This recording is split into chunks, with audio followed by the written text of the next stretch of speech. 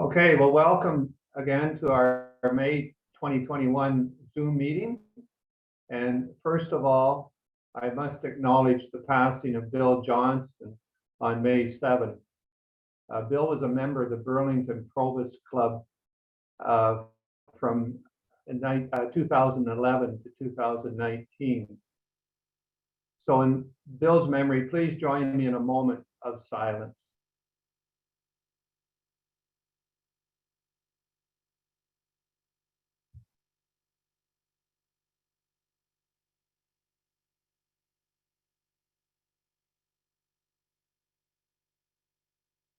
Thank you. Before we move on to our speaker, I want to mention that your management team has been considering how we will return to in-person meetings once the health guidelines allow us to do so. We're looking at the feasibility of having hybrid meetings, that is, using Zoom in conjunction with our meetings at the Art Gallery. And more information is going to come out in the June newsletter. And that is all I will present today. And so now I'm going to pass the gavel over to Kevin to introduce today's speaker.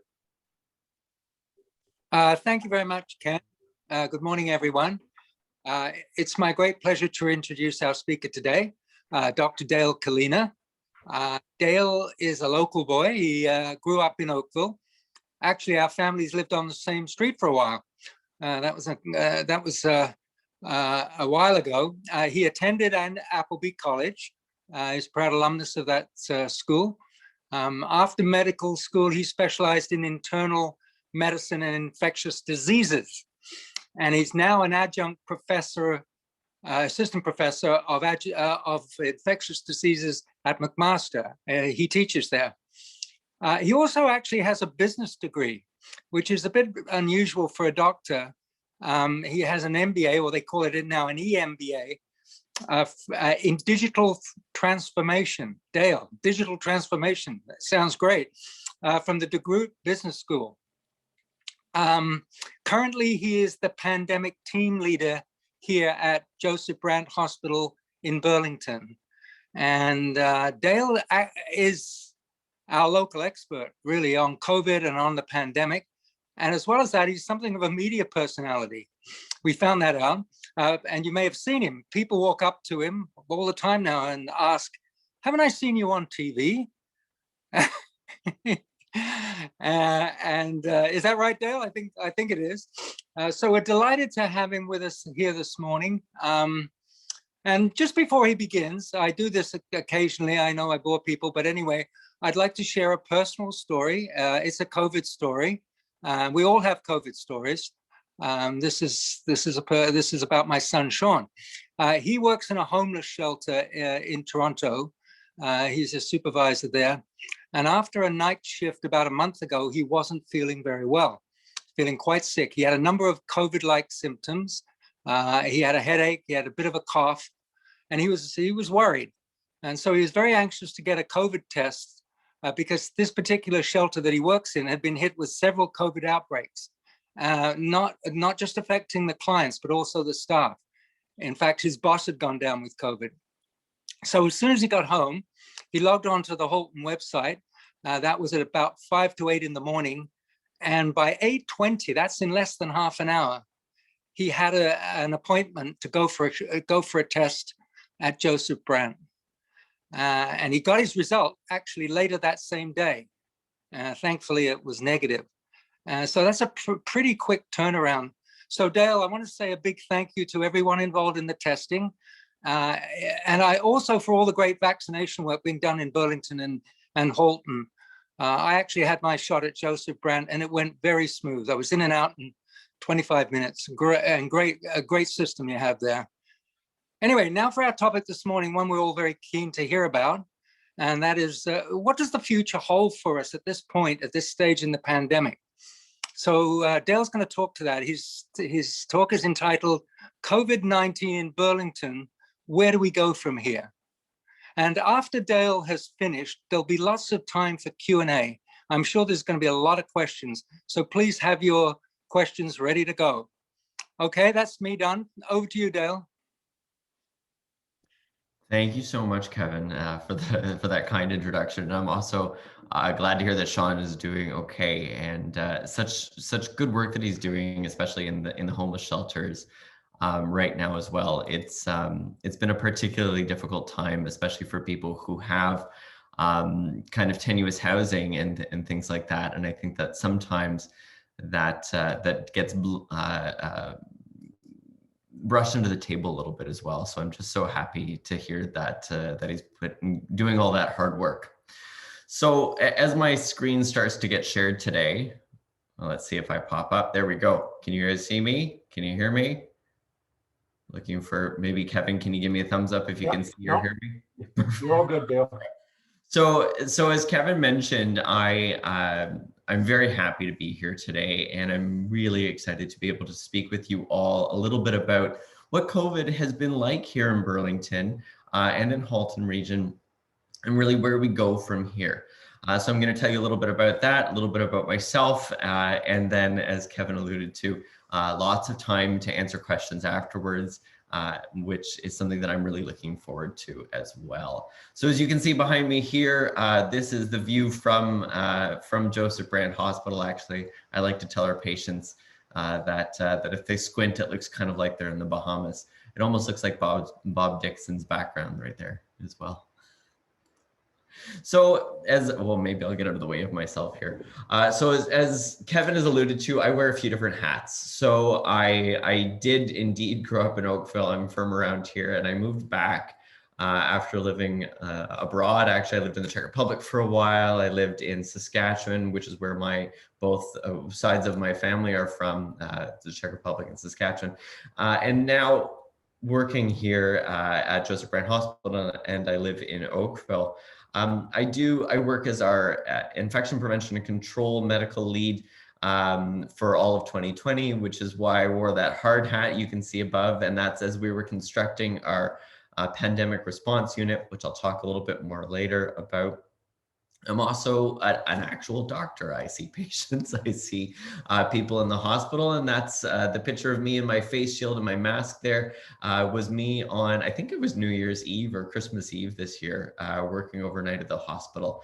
And a more recent, maybe unexpected turn of events is that, as Kevin has alluded to, I guess I've become somewhat of a media personality. So I do get the opportunity to share my thoughts and opinions on what's been happening in our community with respect to COVID and where we go from here. So I'm really excited that I do, and my colleagues and friends also get the opportunity to help, dispel rumors and myth, and help make a little bit of a better understanding, I think, of where we are and really what has been a frightening time, I think, for everybody, myself included, and a very difficult time for our entire country. So this is a graph of what we're currently living in Halton, and I'm going to show you Burlington in just a second. But right at the very end, kind of right above here, you can see that we've peaked in terms of the third wave, thank God. And also the darker color that you can see on the graph are those variants of concern. And we're seeing the same sort of thing here in Burlington as well, that the third wave, and we can see those distinct peaks here. Burlington was a little bit different than Halton region, of course. You can see the three distinct peaks in Halton much more easily than Burlington, where our second wave kind of waxed and waned. But we are starting to come off of that, which is really nice.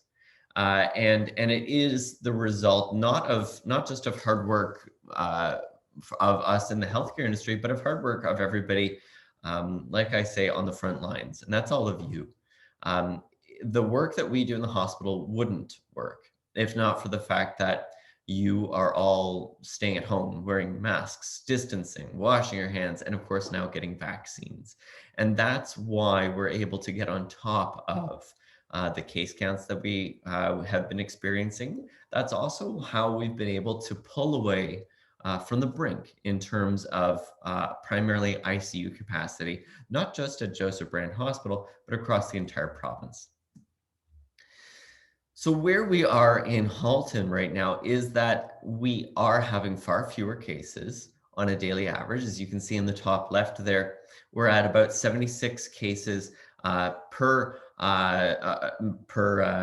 day on a 7-day average. So that's come down from where we were around 200 a day, actually at one point in the third wave, and that's the highest we've ever been. In the bottom left is actually one of the things that I think we can all be most proud of, is that we have currently 5 institutional outbreaks, but you can see that peak. And that was through January, where essentially all congregate care settings, so retirement homes, long-term care homes, were an outbreak. And with the 5 outbreaks that we have right now, all 5 in Halton region, I think there's 2 in Burlington right now, are actually staff members. I can't tell you their vaccine status officially, but they don't involve residents of long-term care homes.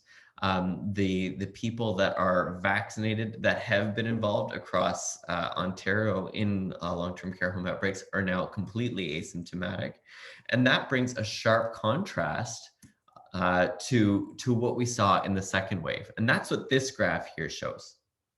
When you look, let me see, in this one up here, if you can see me pointing, in that one right up there, that dark black kind of graph there is people that are over the age of 80. And frankly, it was a lot of people in long-term care homes and congregate care homes that were seeing that spike. That's also what we saw way back in the first wave as well.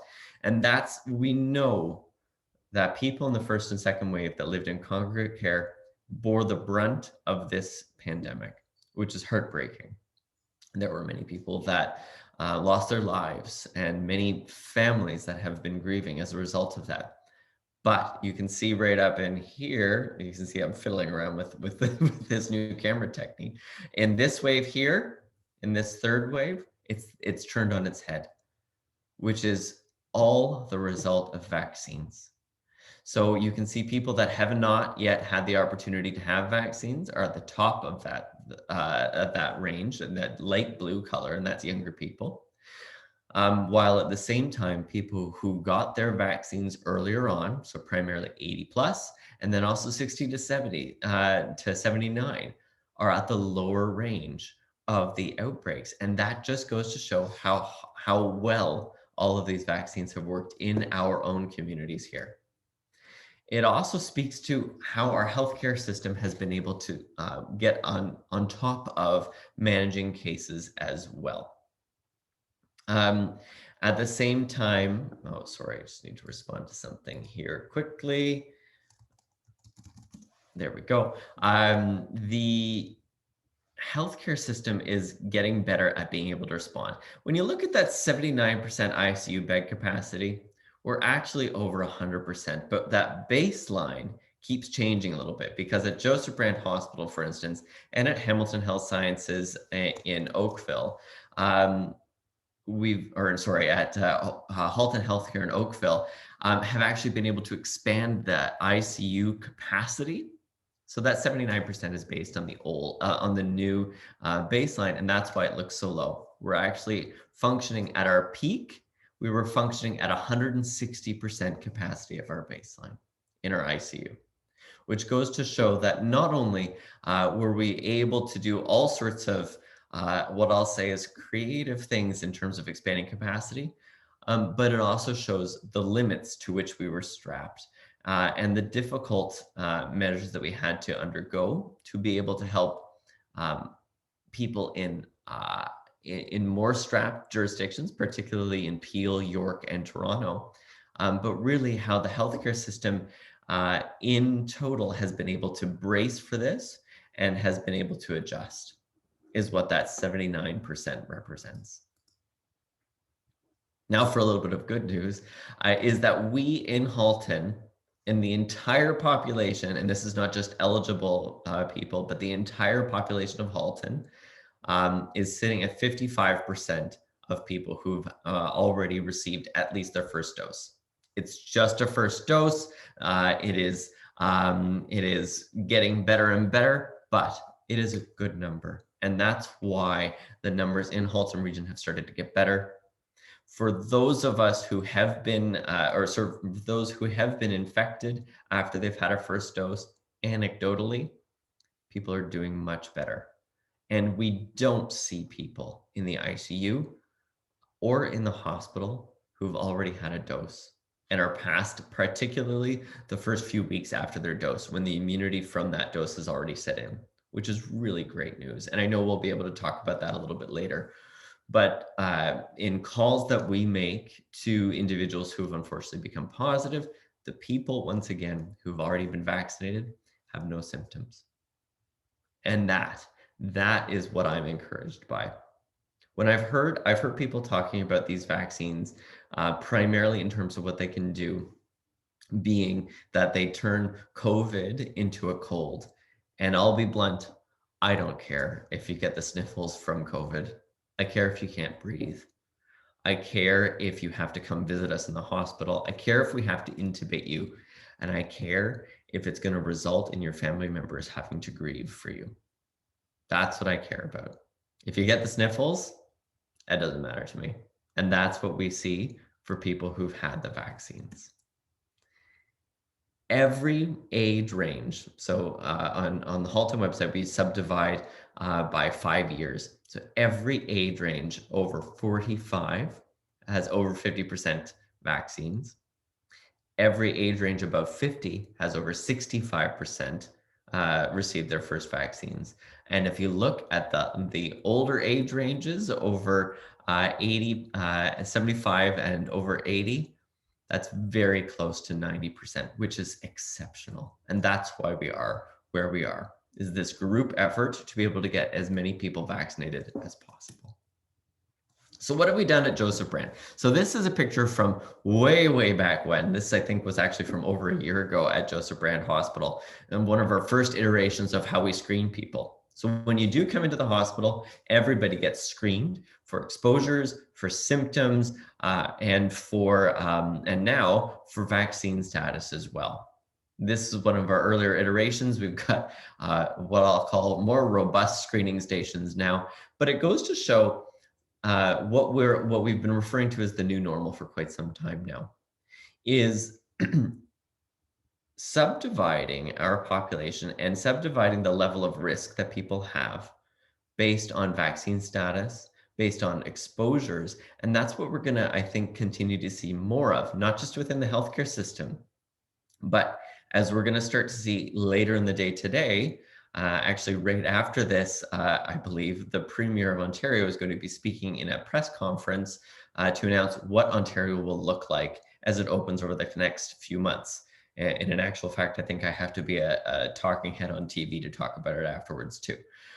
So this is what we're going to start to see more of, is what you can and cannot do, not only locally, but internationally, based on what you've been exposed to and your vaccine status.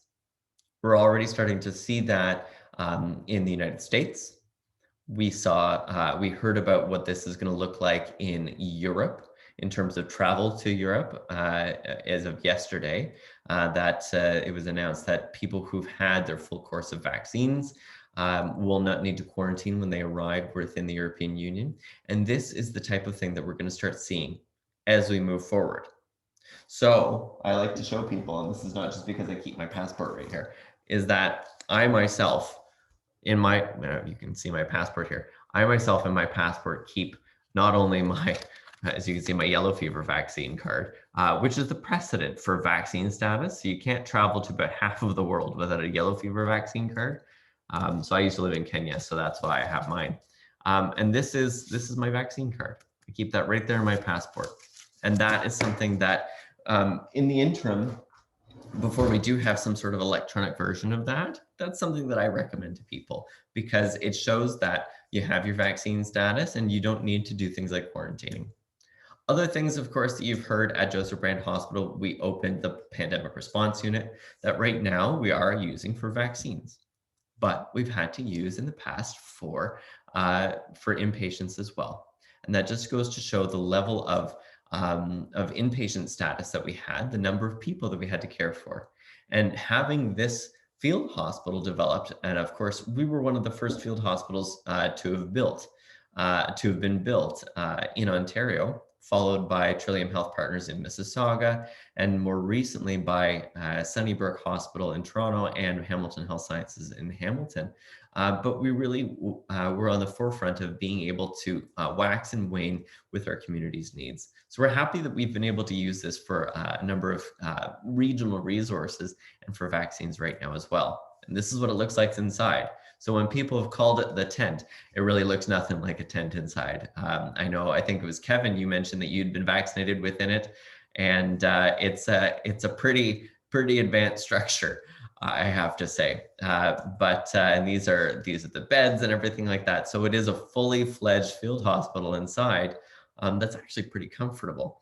But as I've said, we've been using it for whatever we need to use it over the course of the past year.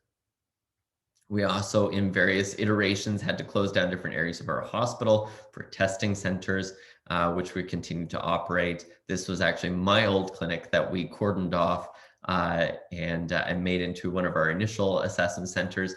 And as a result of that, I'd like to just highlight some of the other things that we've been able to do, not only in Joseph Brand, but across the healthcare system in general. And this is a picture of myself in the early days before clearly I lost the way to any barber shops. But this was my virtual care team. So in the early days when my clinic was shut down because of this, we went entirely online.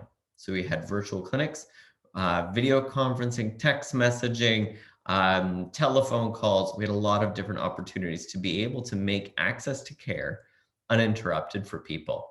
So if you've had a doctor's appointment or anything in the past year, many of you will have experienced this. So not just different virtual care techniques, but also different ways to be able to access healthcare without physically being there in person.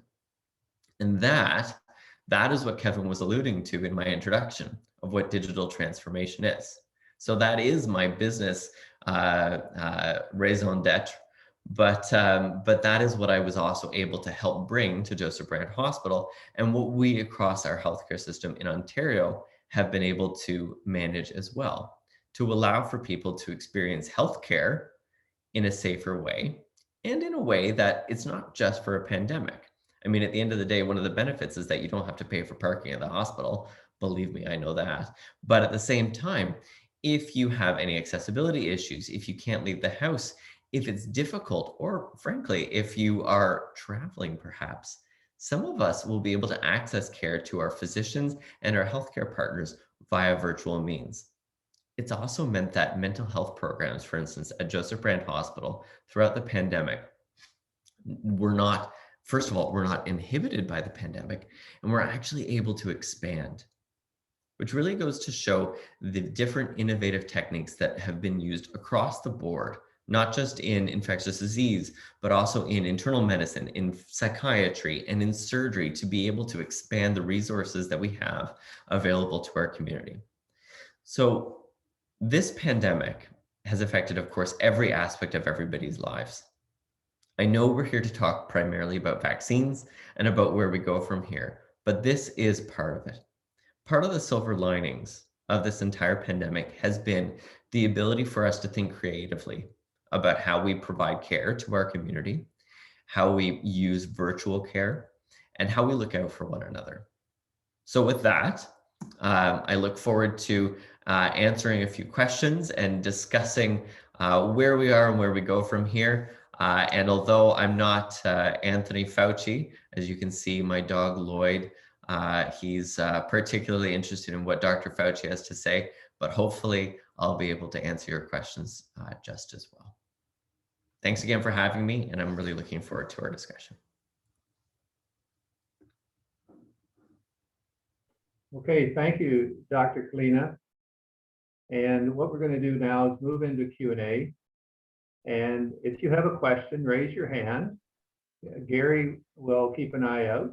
And when he says it's your turn to ask a question, take yourself off mute, pose your question, and then go back on mute. Okay? Take it away. Okay, I can only see about half the people at one time, so keep your hand up if you do put it up. I see Chris Walker, go ahead. unmute yourself. Thank you, Dr. Colina. That was a very interesting, presentation. One of my concerns has been the interval between first and second shots. And I'm wondering if you share my hope that maybe this is going to be made a lot closer than having to wait 16 weeks. Thanks, Chris. I think that that's a really great question.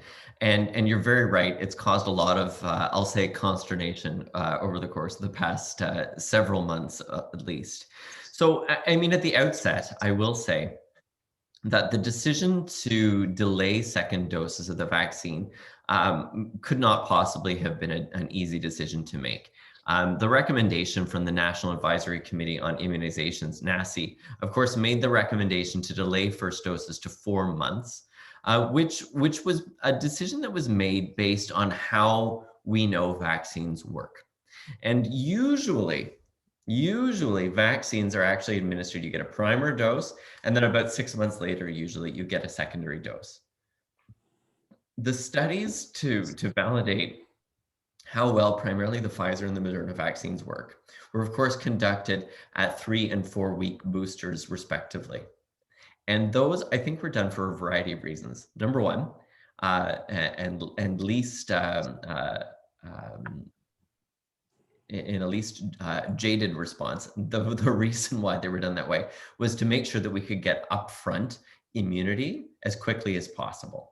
And that's what you get by pushing the first 2 doses closer together. But the reason why that needs to be validated is because it is an unorthodox approach. We don't usually dose people with vaccines within a 3-week time frame. So it needed to be validated that it even worked, while at the same time recognizing that Pfizer and Moderna are organizations that want to make money and want to sell product as well. So if you push together the first 2 doses really close, you sell more upfront. And that's exactly what they did. At the same time, we know that if you delay second doses, you probably would get a stronger immune response. And since that decision has been made, that's actually been validated in a study that was published about 2 weeks ago. And that was based on the UK experience. So the United Kingdom also delayed their second doses of vaccines in an effort to give more first doses to the wider population. So it found 2 things. Number one, a delay in the Pfizer second dose actually improved immunity, which is really great. But number 2, because of vaccinating more people with the first dose, it saved lives. And without a sliver of a doubt, when you are in a situation, as we were and as the United Kingdom was, of not being able to vaccinate everybody at once, the better decision was to be able to vaccinate more people with the first dose. Without a doubt, it saved lives. Without a doubt, it will actually lead to improved immunity. But I will say, candidly, I am really looking forward to when everybody will be able to get second doses. And because of the supply of vaccines that we've seen, especially over the course of the past few weeks, and looking forward to the next 2 months, I believe we're expecting kind of 9 or 10 million vaccines at least. I'm expecting that it's going to be moved up. Already in Halton Region, if you meet a number of criteria, you can already apply to have an exemption of your second dose delay. Yeah. In direct terms, if you are over the age of 80, if you have cancer, if you're on immunosuppressive therapy, or a variety of other conditions, call 311 or visit the halton.ca website. You can apply to have your second dose now, which is something that I could not possibly encourage enough. Yeah, I've been fortunate. Sorry, I've been fortunate enough to do that because I had a kidney transplant. So I've actually had my second shot, and I'm very glad you mentioned it, because I was saying, oh my goodness, maybe I shouldn't have had it so soon. But anyway, but what about other high risk conditions like asthma? Do you see that as being safe to wait for 16 weeks? Or I don't know, to say you're hopeful it's going to be less period of time, but. Yeah, and I do hope that it's going to be less period of time. I'm hopeful that people are going to be able to have it pushed up a little bit. The people for whom I think that it is less safe is people whose immune systems don't work quite that well. And we know that those people that fall into that category are primarily those who are over the age of 80 and those who are receiving immunosuppressive medications. So for transplants like yourself, chemotherapy rather for cancers and things like that. For most other people who have functioning immune systems, I think it actually works pretty well. Well, it's good to hear. Thank you kindly. Okay, Thanks, I think Fred. next question is Ken Medlin had his hands up. Brian Patrick, I see your hand waving, so I'll push it down for next. Save your arm.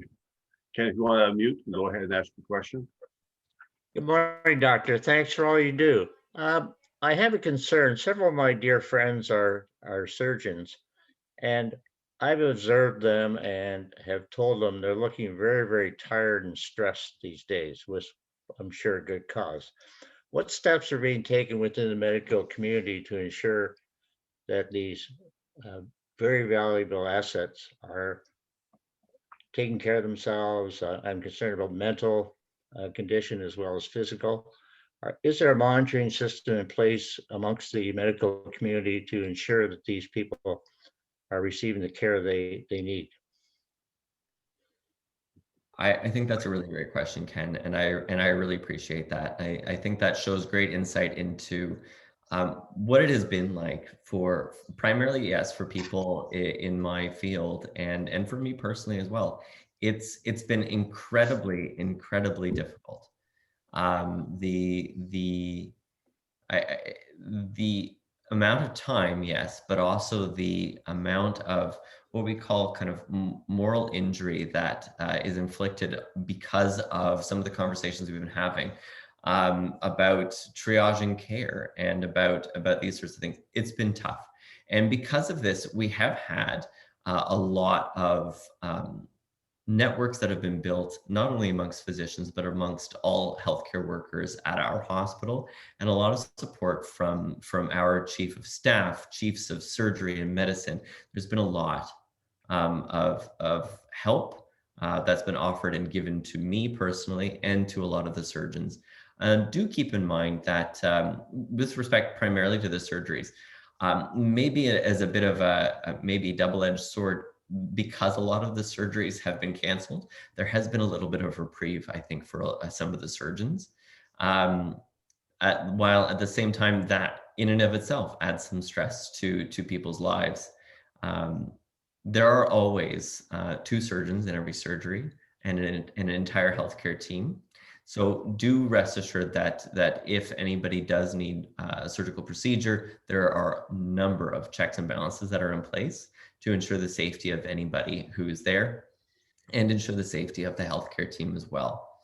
And all of the conversations that we're having at Joe Brandt, but on a higher level as well, with respect to ramping back up surgical procedures and delayed care, all of those conversations go hand in hand with ensuring that people are safe, that people are well rested and in the right mindset. And that is exactly the conversation that we are having as we move forward to reopen at Joe Brandt. Next questions from Brian Patrick. Brian, you want to mute yourself?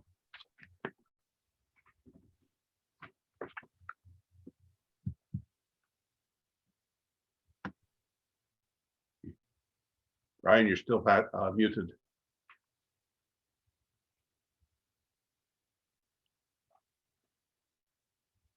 While we're waiting for him to find his unmute, I had a quick question. I have a 2.5-year-old grandson. Do you have any idea when we'll see a vaccine for really young children? So right now, there are studies that are being done for the various vaccines for Pfizer, Moderna, AstraZeneca, and Johnson & Johnson to look at different pediatric populations. So as you know, they are currently approved, Pfizer is currently approved as young as 12 years of age, but I understand that some of those other studies that are currently being completed are looking at vaccines for those as low as 6 months of age. The caveat to all of that is that I think that it's important to recognize that people below the age of 12 are exceptionally unlikely to have any severe symptoms, if any symptoms at all. So those vaccines, I think before we vaccinate the 6-month to 12-year-old population here in Canada and in kind of G7 countries, I do think those vaccines need to go to low and middle income countries and higher risk individuals there. Because I think as it's been highlighted, especially in outbreaks that are happening around the world, particularly in India, looking at Japan right now, is that this pandemic isn't going to be over here. And it's not going to be over anywhere until it's over everywhere. And access to vaccines is going to become a huge, huge issue over the course of the next 5 years. Okay. I can see Brian unmuted himself. Yeah. Yes, I finally made it, sorry. One of the things that puzzles me, and I think a lot of people, is the talk of mixing the doses or mixing the vaccines that you can get for your second dose. And my understanding is that the Pfizer and Moderna work a certain way, and that the other vaccines don't necessarily work in the same way. And I guess my concern is, I know there's studies on this, but isn't it ideal to have everyone get the same dose, the second dose? So I suspected mixing might come up. Thanks for asking that about that, Brian. So yes and no. At a very high level, so Pfizer and Moderna vaccines are what we call mRNA vaccines, where the actual medicinal component is an RNA, which is a blueprint for creating a protein. But after that protein is created in the body, the vaccines actually act very similarly, if not identically, to a traditional vaccine. The big difference really is that we are injecting something that is kind of one step before what we would usually inject. So if you were able to inject, say, a concentration of 100 somethings per milliliter, if we're able to inject 100 mRNAs, you actually get far, far, far more protein out of it than being able to inject 100 pieces of protein, for instance. So you get a stronger immune response as a result of that. And that's actually why people end up so symptomatic. But there is a precedent. There are a lot of vaccines that we combine different brands. Pneumonia vaccines, for instance, we give people a dose of Prevnar and then a dose of Pneumovax, which are two completely different brands, and it actually leads to a stronger immune response. The study out of the United Kingdom that was released last week showed that combining AstraZeneca and Pfizer was A, safe, and B, actually led to a few more side effects, interestingly. And then a press release about a Spanish study was released yesterday, I believe, or the day before, and also looked like it led to, yes, more side effects, B, it was also safe, and C, it appeared to actually have a stronger immune response as well. It seemed to work better. And that's kind of what I would expect. So as we look forward, people that have had their first dose of an AstraZeneca vaccine, I expect will have the option of either getting a second dose with AstraZeneca or a second dose with Pfizer, provided the results of that UK study show the same thing as that Spanish study. There's that opportunity. And I think as we learn more and more about different mixing and matching, we might see a stronger immune response. But the flip side might actually be more side effects and potentially prohibitively so. So we'll have to see. Dale, I have a couple of questions in the chat. I think you've covered them mostly. I just wonder, we have one from Tom Evans. He's wondering what the plans are for returning to providing surgeries and other hospital required care, which have been seriously delayed. I think you talked somewhat to that. I don't know if you want to address it a bit more. Yeah, thanks. Maybe just an adjunct to what I've said already is just to keep in mind that surgeries that are urgent, emergent, and primarily surgeries for things like cancers and that sort of thing actually haven't at all stopped. We've continued to operate several operating theaters at Joseph Brant, but around the entire province as well. Additionally, we have continued to provide surgeries up until several weeks ago that wouldn't have required hospitalization, because the limit really wasn't, for a very long time, wasn't healthcare professionals or the surgery itself. It was hospital beds. It was physical space to allow for inpatients to be kept and ICU space. That did wax and that did change a little bit later on, where we did actually need to redeploy staff members, and that's starting to change back now as well. But just to say, surgeries that needed to be done were still done. And although we have a backlog, we do have a lot of plans that are going to be enacted very soon to allow to work through that backlog. So I have great faith in our ability to do that. Good. Okay, I'm looking for more hands up. Kevin? Yeah. Hi there, Dale. Back to the question about mixed doses. My daughter, Neve, who's in her 40s, she got AstraZeneca, and she's sort of an anxious type person, and she's wondering, should she just stay with one dose? You know, because the studies, there's not complete information as to what the side effects are, and you know, if you mix and match. Would she be okay just saying, okay, I've had one shot of AstraZeneca, I didn't get a blood clot, I'm so happy, just kill it right there? Or should she actually, is it important that she get that second shot? I think that's a really great question, Kevin. It is important that she get a second dose of something. Now, the AstraZeneca doses were actually given, or are planned to be given at a 12-week interval as per the study. So it's a more traditional vaccine. So there's likely still a little bit more time for her to decide. And I think it will allow actually for her to see the more information, the more studies that are going to be coming out over the next, I would say, week or two. So there are going to be, I think, concrete recommendations to that. To bring it back to the clot issue, I know that, frankly, there's been a lot of very, I'm going to say, clumsy messaging around the clots. And what I will say is that we have a number of medications that we've been using for decades that actually cause the same type of clots. We continue to use them. We continue to recognize the risks associated with them, as we do with the AstraZeneca vaccine as well. But I would encourage everybody to remind themselves that, this vaccine has been used worldwide, especially in the United Kingdom, you know, hundreds of millions of times. And the risk is exceptionally low. And but it doesn't belie the point that it is always important to look out for signs and symptoms of adverse events to any medication, including this. So if people are getting their second dose of their AstraZeneca vaccine, to continue to look out for severe headaches, shortness of breath, limb pain, especially that doesn't go away. And if those are the case, go into the hospital, because we know how to treat these blood clots. We know how to look out for them and to test for them and to treat them. And they are treatable, provided they are caught soon enough. So for Neve, Kevin, I think that she will have the option.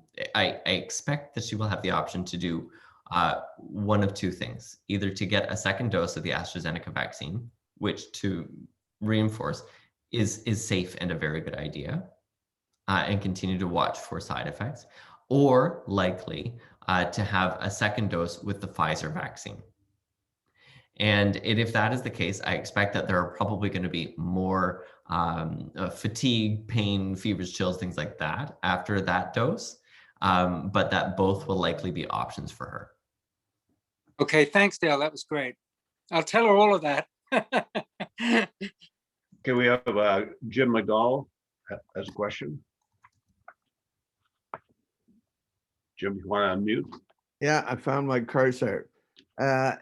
We all know how, Doctor, thank you for all the information you're giving us here, but we all realize now how important the vaccines are.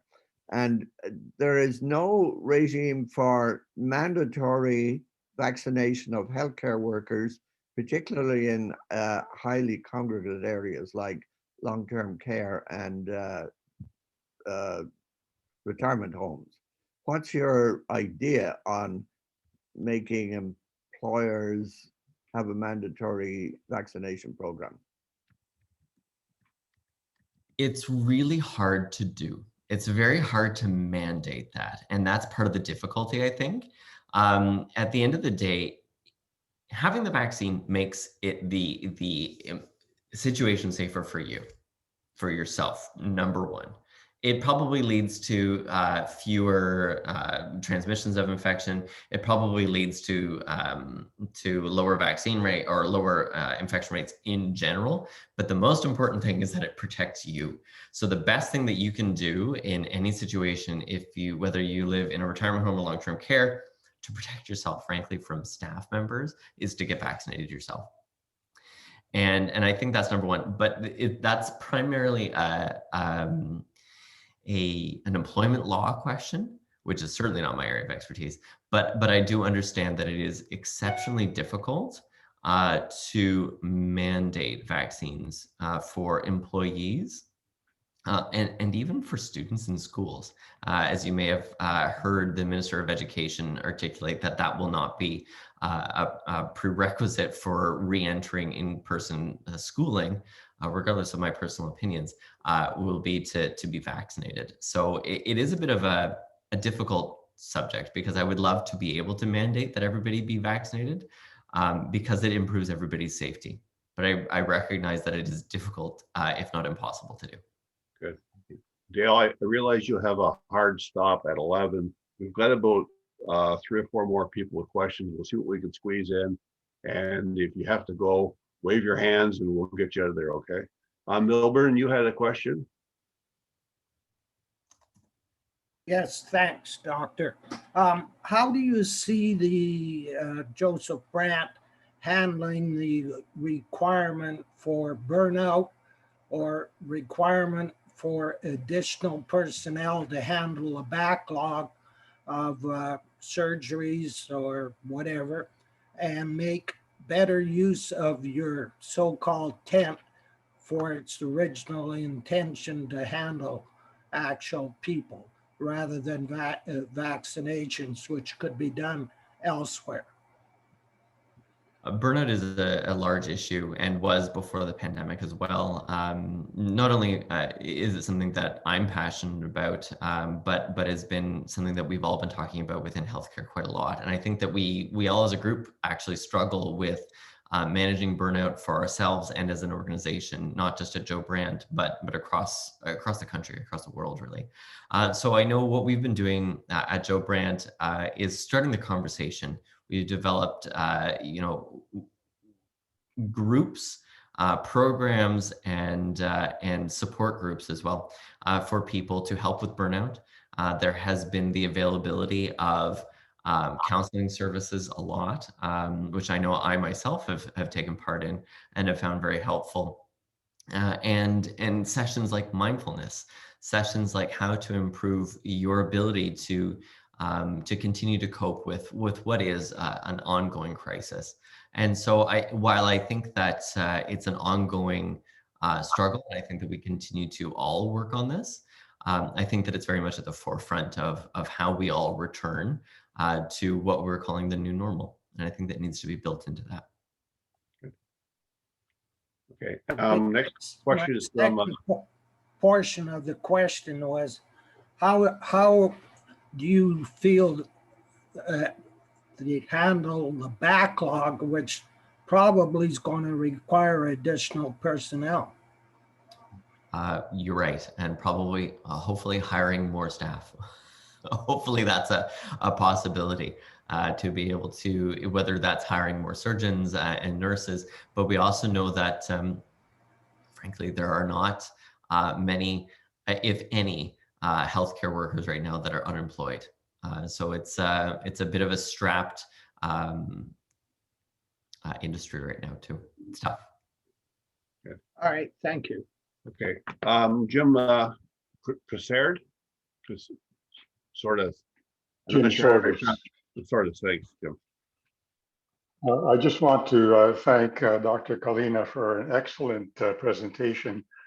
And I just want to ask about one other aspect of the whole pandemic, and that is your presentation was certainly focused on vaccines. What about masking? I think that maybe even later today, actually, we might see some more recommendations from it. But I would expect some of the masking guidelines to wax and wane as they have in the United States and in the United Kingdom, along with vaccine status. So I expect that we will hear things like, if you have had both of your doses of vaccine, you will not be required to wear masks inside other rooms with other people who've also received both doses of their vaccine, for instance. So I'm hopeful that that's the type of step forward that we'll move in. That said, I am actually hoping that masking as needed is something that is here to stay, because I really loved not having any colds over the course of the past year and a half. I'm sure you all did as well.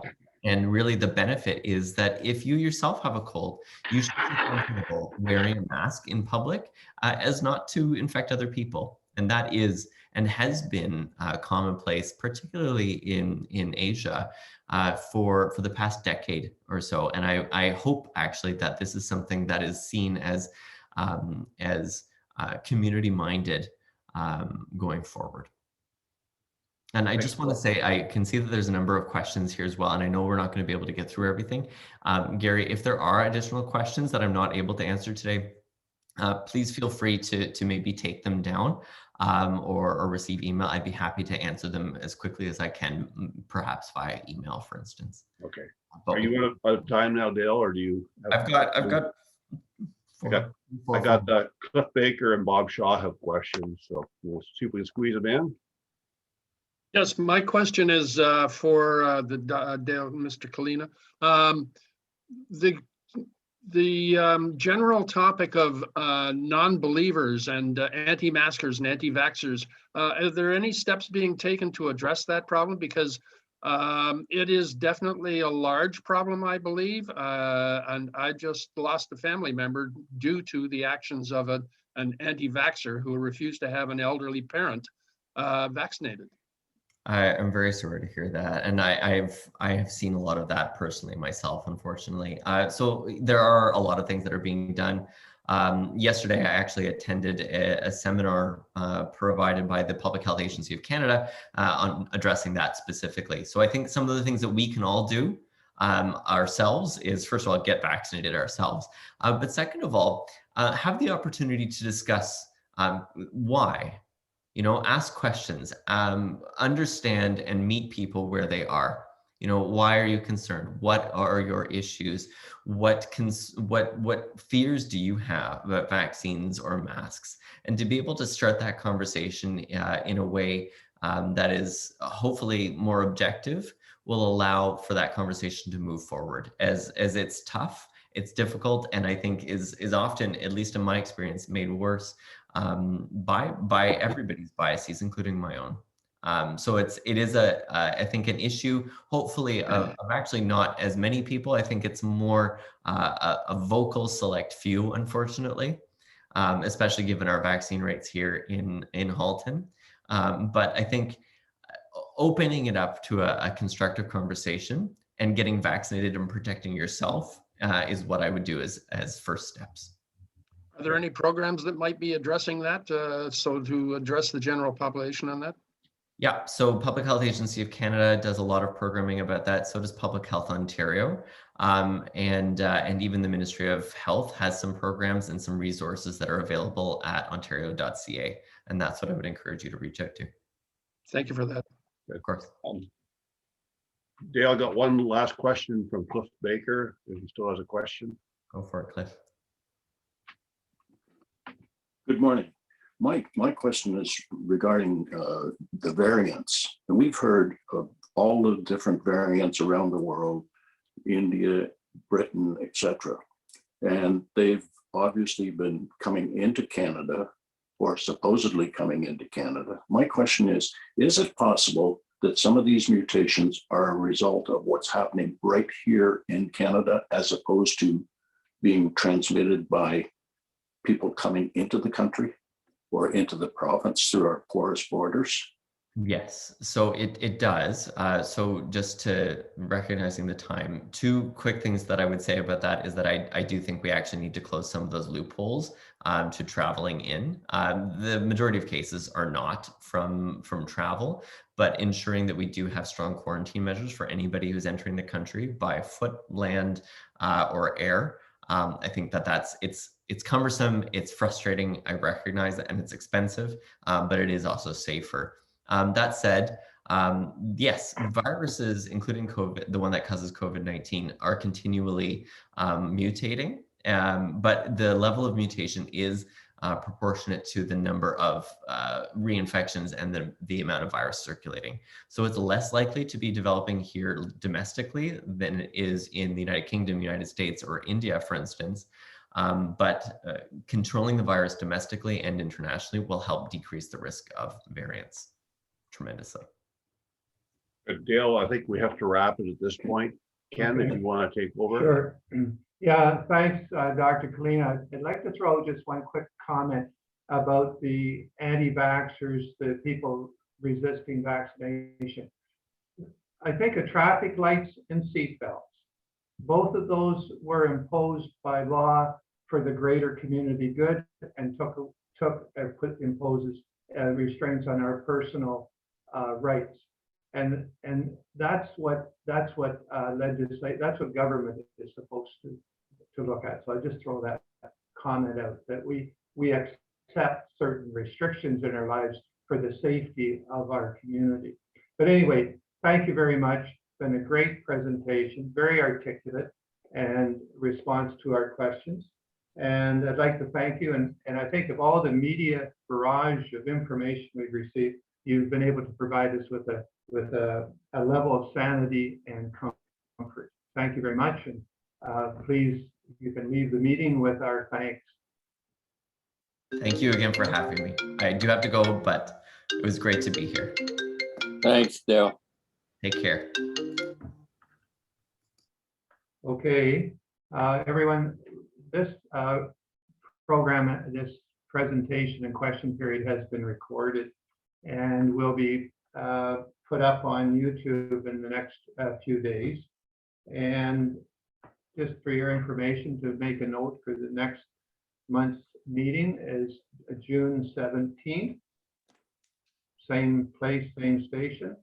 And as mentioned earlier, we're going to have Commander Bob Williamson, and he's going to come and talk about some of the ships that sank in Lake Ontario during the naval conflict of the War of 1812 to 1815. So put that in your calendar. What we're going to do now is, as we normally do, is move into breakout rooms, and that's going to be organized by Bob Dickinson in the next few minutes.